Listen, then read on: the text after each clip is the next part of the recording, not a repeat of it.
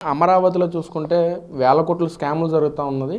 స్కాములు లేకుండా రాజధాని ఫుల్ఫిల్ అవ్వాలంటే మావిగన్తోనే సాధ్యమవుతుందని చెప్పి కూడా జగన్మోహన్ రెడ్డి గారు మాట్లాడుతున్నారు. ఏంటన్నా 2015లో ఏం చెప్పినామన్నా సెంటర్ ఆఫ్ ది స్టేట్లో ఉండాలని చెప్పి 2019 ఎలక్షన్కి వెళ్ళినప్పుడు అమరావతి నా రాజధాని, నేను ఇల్లు కూడా కట్టుకున్నాను. గెలిచిన తర్వాత 3 రాజధానులు అన్నాం.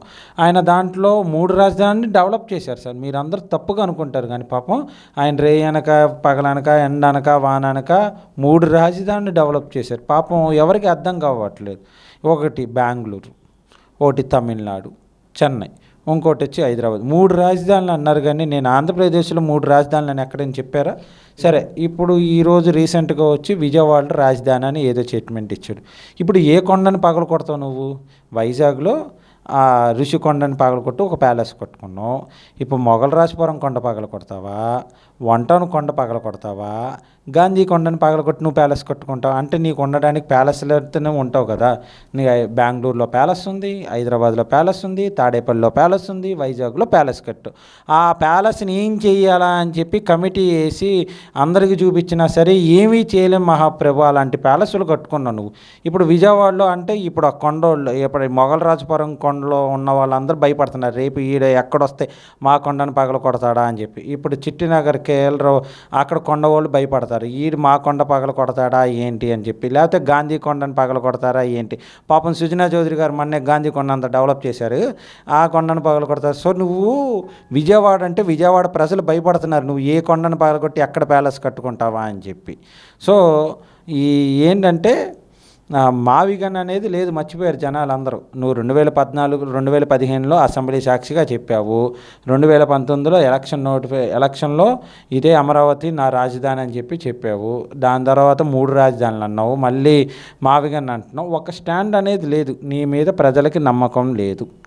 అంటే ఎలా చూడొచ్చు అంటే వైసీపీ నాయకులు పక్కనేమో మేము అమరావతి రైతులకు కానీ అమరావతికి కానీ అసలు ఎక్కడో కూడా వ్యతిరేకం కాదు అని చెప్పి దేవినేని అవినాష్ కానీ మిగతా నాయకులంతా ప్రెస్ మీట్ పెట్టి మాట్లాడుతూ ఉంటే ఈ రోజున జగన్మోహన్ రెడ్డి గారు గతంలో ఒకే రాజధాని 33,000 ఎకరాలు కాదు ఇంకా కావాలని చెప్పి మాట్లాడారు. అధికారులకు వచ్చే 3 రాజధానులు అన్నారు. తర్వాత కాన్స్టిట్యూషన్లో అసలు రాజధానే లేదని చెప్పి మాట్లాడారు. ఇప్పుడు కొత్తగా మావిగాని అంటున్నారు, మళ్ళీ ఏమో విజయవాడ రాజధాని అని చెప్పి మాట్లాడుతున్నారు. అసలు ఈ వైసీపీ పార్టీ రాజధాని మీద ఏం స్టాండ్ తీసుకుంది అనుకోవచ్చు అన్నారు. వైసీపీ పార్టీ తీసుకునే సింగిల్ స్టాండ్, సింగిల్ ఎజెండా అమరావతిని చంపేయడం.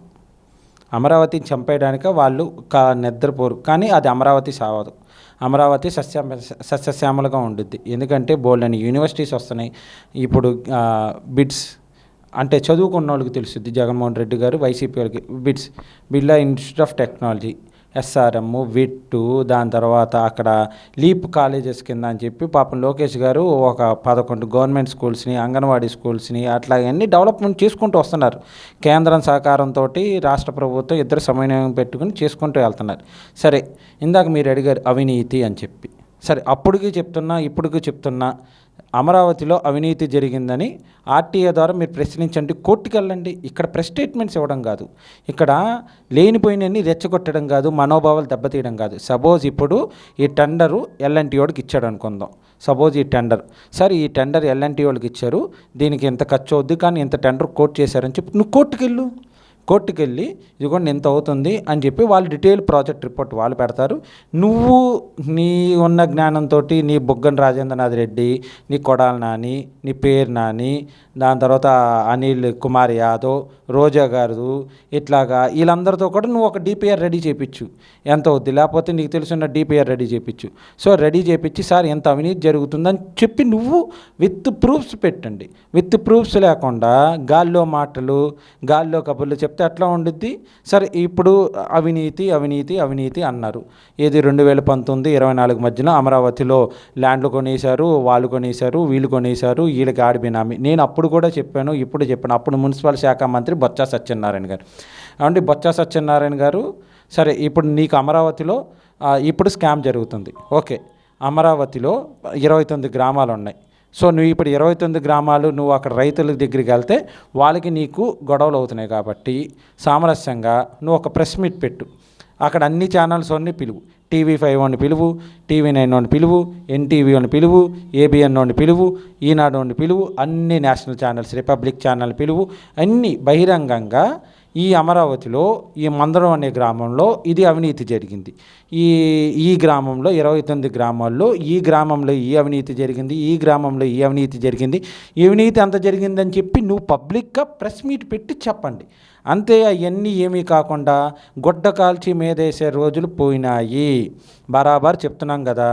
ఇప్పుడు నువ్వు అమరావతి రాజధానికి ఒకటే రాజధాని అని చెప్పి జగన్మోహన్ రెడ్డి గారు చెప్పించిన తర్వాతే మీరు రాజధానిలోకి వచ్చి అడుగు పెట్టండి. వీళ్ళు ఏం చేస్తున్నారు, ఏం జరుగుతుంది ఏంటంటే అందరికీ ఏదైతే ఒక రకమైన ప్యాకేజే ఇవ్వాలి. అంతే తప్ప నేను ముందున్నాను నాకు ముందు ఇస్తానంటే ఎట్లా ఉండిద్దంటే వీళ్ళు వింతన్న వాదన ఎట్లా ఉండిద్దంటే ఒక రైతుకి 2 కొడుకులు ఉన్నారు, ఒక ఆవు ఉంది. ఒక ఆవు ఏమంటాడు, ఒకడేమో తెలివిగలవాడు, ఒకడేమో తెలివి లేనాడు. ఆయన ఎట్లా మోసం చేశాడు, ముందు పక్క నీకు తీసుకో వెనక పక్క నేను తీసుకుంటాను అని చెప్పి ముందేమో ఆడి చేతి గడ్డేపిచ్చి ఇటు పాలు పెంచుకున్నాడు. ఆడి తెలివిగల అయ్యి ఇది పాలు పిసికేటప్పుడు కర్ర పెట్టి ఒకటి మెట్ట ఇచ్చాడు, అది తన్నేది. ఇప్పుడు కూడా ఏంటి, కొంతమంది రైతులు కావాలని నాకు ఆ ప్యాకేజీ కాదు నాకు ఇంకా ఎక్కువ ప్యాకేజీ కావాలని అడుగుతాడు. దీని మూలంగా వీళ్ళకి ఇచ్చారంటే అందరికీ ఇవ్వాలని. సో రైతులందరూ సమానమే. నీకు ఉందంటే అది ముందు నుంచి ఉందంటే అది నీకు ఉంది, నువ్వు లబ్ధి పొందావుగా. అప్పుడు నీకు అప్పుడు ఒక 10 ఎకరాలు ఉన్నప్పుడు నువ్వు ముందుగా లబ్ధి పొందావు కదా, వాళ్ళకి అప్పుడు రేటు తక్కువ ఉంది కదా, ఇప్పుడు వచ్చింది కదా, అది అర్థం చేసుకోరే. అది అర్థం చేసుకోకుండా సీడ్ యాక్సెస్కి రోడ్లకి స్థలాలు ఇవ్వము, అది ఇవ్వము, వాళ్ళు మమ్మల్ని ఇబ్బంది పెడుతున్నారని అంటే వాళ్ళందరూ నేను ఒక కమ్యూనిటీని కాదు అక్కడ రైతులు కూడా అర్థం చేసుకోవాలి. అర్థం చేసుకుని మనం ఇస్తే అక్కడ అంతా శుభ్రంగా జరుగుద్ది. దాని మూలంగా మనం లబ్ధి పొందుతాము. ఈరోజు కాకపోయినా తర్వాత లబ్ధి పొందుతాము. ఆల్రెడీ మనం లబ్ధి పొందాం, కొంచెం మిగతా వాళ్ళందరికీ కూడా ఇవ్వాలనేది వాళ్ళకు ఉండాలి.